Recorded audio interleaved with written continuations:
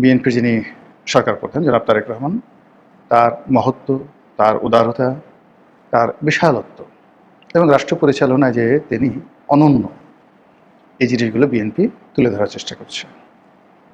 তিনি সাধারণ মানুষের মতো যানজট পার হচ্ছেন, তার গাড়ি যানজটে আটকে আছে। এগুলোকে লাইমলাইটে এনে তিনি যে কত বড় নেতা, তিনি যে কত বড় মহান, যা আগে এরশাদ সাহেব, শেখ হাসিনা, এমনকি বেগম জিয়া বা জিয়াউর রহমান সাহেবও করতে সাহস পাননি, ঠিক সেইভাবে তিনি সাধারণ মতো জীবনযাপন করছেন। এটাকে জনগণের সামনে এনে তাকে জনগণের নেতা বানানোর চেষ্টা করা হচ্ছে। এর বাইরে যারা মন্ত্রী মহোদয় রয়েছেন, তারা নানা রকম কথা বলে, কাজকর্ম করে, অ্যাকশন দেখিয়ে তারেক রহমান সাহেবের স্বপ্ন পূরণ করা, বিএনপিকে জনমুখী করা এবং যে কোনো মূল্যে রাজনৈতিকভাবে আওয়ামী লীগকে পিছনে ফেলে দেওয়ার জন্য প্রায় সব কাজই তারা করছেন। ক্ষমতা গ্রহণ করার সাথে সাথেই বিভিন্ন এলাকাতে বিএনপি যারা নেতাকর্মী, তারা খাল খনন, খাল পরিষ্কার ইত্যাদি নানা কর্মে নিজেরা ব্যস্ত হয়ে পড়েছেন। এবং চারিদিকে যারা জনগণ দেখছেন, সবাই বলার চেষ্টা করছেন ধন্য ধন্য ধন্য। তারপর সাধু সাধু সাধু, নেতা তো এরকমই হওয়া উচিত, দল তো এরকমই হওয়া উচিত। আসার সঙ্গে সঙ্গে খাল কাটা শুরু করে দিয়েছে, আসার সঙ্গে সঙ্গে ফ্যামিলি কার্ড দেখা শুরু করেছে। ঈদের আগে ইমাম মুয়াজ্জিনদেরকে সরকারি তহবিল থেকে টাকা দেওয়া হবে, তারপর সেই 50 লাখ পরিবারকে ফ্যামিলি কার্ড দেওয়া হবে এবং এটা সেনাবাহিনীর মাধ্যমে বিতরণ করা হবে। এই কাজগুলো সরকার খুব জোরে সোরে শুরু করছে। এটার শেষ পর্যন্ত ফলাফল কী হবে সেটা পরে বলবো, কিন্তু তার আগে বলা উচিত যে এগুলো খুব জনপ্রিয়। আরও স্পষ্ট করে যদি বলি তাহলে এগুলো খুবই সস্তা জনপ্রিয় কাজ, যে কাজ দিয়ে মানুষদেরকে খুব অল্প সময়ের জন্য মুগ্ধ করে রাখা যায়। কিন্তু 7 দিন পর, 10 দিন পর যখন মানুষের পেটে টান লাগবে, বা ইতিমধ্যে যাদের পেটে টান শুরু হয়েছে, পবিত্র মাহে রমজান চলছে, মানুষ ছুটছে, রাস্তাঘাট রীতিমতো মানে চলাফেরা করা যাচ্ছে না, এত মানুষ। এরা সবাই গত 17 মাস ধরে বসেছিল যে একটি গণতান্ত্রিক পরিবর্তন হলে, নতুন সরকার আসলে তারা কাজ করবে, সেই কাজের জন্য তারা বের হয়েছে। বের হওয়ার পর ব্যাংকে যাচ্ছে, টাকা নেই, গার্মেন্টসে যাচ্ছে, শ্রমিকদের মাস শেষে বেতন ভাতা কিভাবে দেবে, গার্মেন্টস মালিকদের মাথা খারাপ। আমার একজন পরিচিত গার্মেন্টস মালিক, গত 8-10 বছরে বেশ সফল ব্যবসায়ী।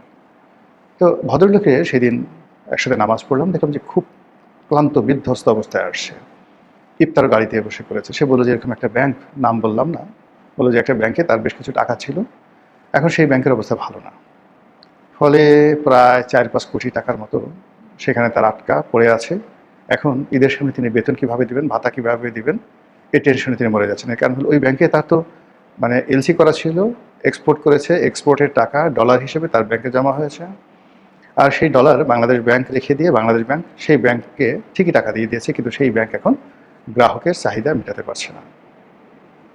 এরকম আমি একটা ঘটনা দেখলাম যে এই রোজার মাস তার জন্য হারাম হয়ে গেছে, ঠিকমতো নামাজ পড়তে পারছেন না, মসজিদে যেতে পারছেন না, এমনকি সেহেরি ইফতারও করতে পারছেন না। তো যার জন্য রাজনীতির ময়দানে যতই ম্যাজিক দেখানো হোক না কেন, কিন্তু যারা ভুক্তভোগী, যারা সাধারণ আমজনতা, তারা তো চাল, ডাল, আটা, ময়দা এগুলোর কথা চিন্তা করছে। যারা চাকরিজীবী মাস শেষে বেতনের কথা চিন্তা করছে, আর যারা অর্থনীতিবিদ তারা চিন্তা করছে যে প্রতিদিন টাকার মান কত করে কমল। শেখ হাসিনা যে টাকা রেখে গেছেন, 100 টাকা রেখে গেছেন, ইউনুস যখন চলে গেছেন তখন সেই 100 টাকার মূল্য হয়ে গেছে 54 টাকা, 46 টাকা নেই, টাকার অবদমন হয়েছে। এখন তারেক রহমান সাহেবকে যদি আবার টাকা ছাপিয়ে তার সরকার চালাতে হয়, টাকা ছাপিয়ে খাল কাটতে হয়, টাকা ছাপিয়ে ফ্যামিলি কার্ড দিতে হয়, তাহলে এই যে এখন শেখ হাসিনার জমানার 100 টাকা, যেটার মূল্য এখন 54 টাকা আছে সরকারি হিসাবে, সেটার মূল্য হয়তো হয়ে যাবে আরও অর্ধেক, অর্থাৎ 54-র অর্ধেক, 27 টাকা। যে মুদ্রাস্ফীতির কারণে একটা সময় জার্মানিতে প্রথম মহাযুদ্ধ হয়েছিল, এই মুদ্রাস্ফীতির কারণে দ্বিতীয় মহাযুদ্ধ হয়েছিল, এই মুদ্রাস্ফীতির কারণে আমেরিকাতে গ্রেট ডিপ্রেশন হয়েছিল 1927 থেকে 1933 সাল অবধি, 5 বছর।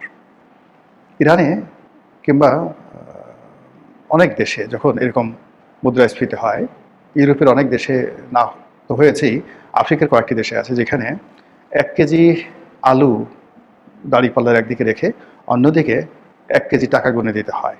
এরকম ঘটনা ঘটেছে, টাকার এতটা অবমূল্যায়ন। তো বাংলাদেশ সেদিকে যাবে কি যাবে না সেটা নিয়ে আলোচনা করবো না। যে আলোচনা করবো যে রাজনীতিতে যা কিছু করা হচ্ছে এগুলো মূলত লিপস্টিক ডেভেলপমেন্ট।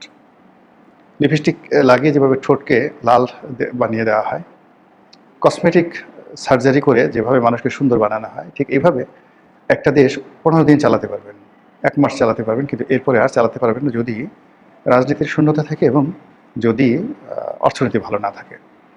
আমাদের দেশে রাজনীতির শূন্যতা আছে, অর্থনীতির মহা সর্বনাশ ঘটে গেছে।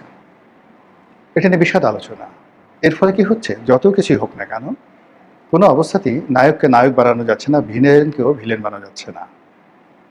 গত 17 মাস ধরে শেখ হাসিনাকে, আওয়ামী লীগকে অপ্রান্তীয় করার জন্য, অপ্রয়োজনীয় করার জন্য ডক্টর মোহাম্মদ ইউনূস এবং তার পারিষদবর্গ সর্বোচ্চ চেষ্টা করেছেন, কিন্তু ফলাফল শূন্য। তাকে চলে যেতে হয়েছে অপমানজনকভাবে, এবং তার সঙ্গে যারা ছিলেন তাদের সবাইকে তিনি বিপদে ফেলেছেন। তার উপদেষ্টা, তার কিংস পার্টির কুশীলব, এমনকি তার উপর নির্ভর করে জামাত ক্ষমতা আসার যে স্বপ্ন দেখেছিল এবং যে হুম্বিতম্বি করেছিল, এটি এখন রীতিমতো জামাতের জন্য বুমেরাং হয়ে পড়েছে। আমি গত 17 মাস ধরে বলে আসছি যে বিএনপি ছলে বলে কৌশলে ক্ষমতা আসার চেষ্টা করছে, এবং ক্ষমতা আসার পর তারা জামাতকে এমন ডলা দিবে, 22 ডলা, যে ডলা পর জামাতের লোকজন বলবে যে আওয়ামী লীগের জমানাতে খুব ভালো ছিলাম, এবং ঘটনা সেই দিকে যাচ্ছে। চারিদিকে জামাতের নিস্তব্ধতা। নাসিরউদ্দিন পাটোয়ারির বড় বড় কত কথাবার্তাগুলো এখন নেই। সে হেসে হেসে বলছে যে এখন তো আমি সালাউদ্দিন সাহেবকে কিছু বলতে পারবো না, সালাউদ্দিন সাহেব স্বরাষ্ট্রমন্ত্রী হয়ে গেছেন, এখন কিছু বললে আমাকে গ্রেপ্তার করবে। না রে বাবা, পারলে এখন সাহস দেখাও, এখন কক্সবাজারে গিয়ে সালাউদ্দিনকে গালাগাল করো, এখন পারলে মির্জা আব্বাসের বাসায় গিয়ে ভুকা দাও, তাকে গিয়ে চাঁদাবাজ বলো, কী খবর চাঁদাবাজ, কেমন আছো, এখন গিয়ে বলো না, দেখি কেমন পারো। এবং এখন বলতে পারলে সত্যিকার অর্থে সাহস বোঝা যাবে। এখন সাদিক কায়েম ডাকসুর যে সহসভাপতি, ভিপি, শিবির নেতা, এখন যদি আপনার সাহস থাকে বা তোমার সাহস থাকে, ছোট ভাই এই জন্য তুমি করে বললাম, এখন থেকে বলো যে তারেক রহমানকে একটা লাথি দিতে চাও, তো যে একটা লাথি দিয়ে শেখ হাসিনাকে তাড়িয়ে দিয়েছি, তারেক রহমান সাহেব যদি এই কাজ করে তাকেও লাথি দিয়ে বাংলাদেশের থেকে তাড়িয়ে দেবো, একটু বলো তো বাবা, দেখি কেমন পারো। তারে বলার দরকার নাই, ধানমন্ডির যে এমপি কিংবা ঢাকা বিশ্ববিদ্যালয়ের যে এলাকার এমপি মির্জা আব্বাস বা রবিউল আছেন, এদের দুজনকে একটু গালি দেন তো দেখি কত বড় সাহস আছে, বুকের পাটা আছে। তো এই জিনিসগুলো হয় কি, আমাদের দেশে পরিবেশ পরিস্থিতি অনুযায়ী সবাই বড় বড় কথা বলে, আর যখনই শক্ত কোনো কিছু আসে সঙ্গে সঙ্গে আব্বা আব্বা বলে। তো রাজনীতিতে এই যে যা কিছু চলছে, আবার এখন যারা বিএনপির লোকজন গত এই ইনুজ জামানাতে যারা মিউ মিউ করতেন, তারপর শেখ হাসিনার জামানাতে যারা চিউ চিউ করতেন, এখন তারা হালুম, ওরে বাবা রে বাবা, রয়্যাল বেঙ্গল টাইগার হয়ে গেছেন। তো যা হোক, যা কিছু হোক না কেন, প্রকৃতির একটা অমোঘ নিয়ম রয়েছে, প্রকৃতি শূন্যতা পছন্দ করে না। বাংলাদেশের রাজনীতিতে যে শূন্যতা চলছে, এই শূন্যতা আওয়ামী লীগ জামানাতে আওয়ামী লীগ সৃষ্টি করেছিল বিএনপি এবং জামাতকে দূরে রেখে, কিন্তু বিএনপি এবং জামাতকে দমন পীড়নের উপর রেখেছিল, নিষিদ্ধ করা হয়নি। কিন্তু এখন যেটি হয়েছে, জামাত যেহেতু সরকারি দলে গেছে এবং গত 17 মাসে তাদের কর্মকাণ্ড নিয়ে তারা চিন্তিত, এই জন্য জামাত একেবারে চুপ হয়ে গেছে। আর অন্যদিকে আওয়ামী লীগ না থাকার কারণে পুরো মাঠ নীরব নিস্তব্ধ, এবং এটি বিএনপির জন্য, বিএনপির ভারসাম্যের জন্য রীতিমতো সংকট হয়ে দেখা দিয়েছে। আর এটাকে আওয়ামী লীগ নিরাপদ দূরত্ব থেকে চমৎকারভাবে কাজে লাগানোর জন্য চেষ্টা করছে। তারা দেশের ভিতরে এবং দেশের বাইরে নতুন করে সংগঠিত হচ্ছে, এবং তানহাই অবস্থায় নিজেদের ভুলভ্রান্তি তারা অনুধাবন করার চেষ্টা করছে। গত 1 সপ্তাহ ধরে আওয়ামী লীগের বিভিন্ন পর্যায়ের যারা লোকজন, বড় বড় নেতা, অনেক সঙ্গে আমার কথা হয়েছে। যেহেতু আওয়ামী লীগ করতাম 2009 সনে, যারা আমার সঙ্গী সাথী ছিলেন সংসদে, পার্লামেন্টের আশেপাশে, তারাই পরবর্তীতে আওয়ামী লীগের নীতি নির্ধারণী পর্যায়ে চলে গিয়েছিলেন। এখন তারা সবাই পলাতক। তো ব্যক্তিগত সম্পর্কের কারণে অনেকের সঙ্গে কথা হয়, খোঁজখবর রাখা হয়। তো দেখলাম যে সবাই অনুতপ্ত, তাদের ভুলগুলো তারা বুঝতে পেরেছে, আবার নতুন করে তারা গুছিয়ে উঠতে চাচ্ছে। অনেকে তো এই কথাও বললেন যে আমরা তারেক রহমান সাহেবকে নিয়ে যে টিটকারি করেছি, তাকে নিয়ে যে বাড়াবাড়ি করেছি, তার ফলে আমাদের এই ঘাড়ের উপর, চোখের উপরে, মুখের উপরে তারেক রহমান সাহেবের যে উন্নতি, আল্লাহ আমাদেরকে এর মাধ্যমে একটা শিক্ষা দিয়েছেন। এইরকম উপলব্ধির পর্যায়ে আওয়ামী লীগের লোকজন চলে গিয়েছে।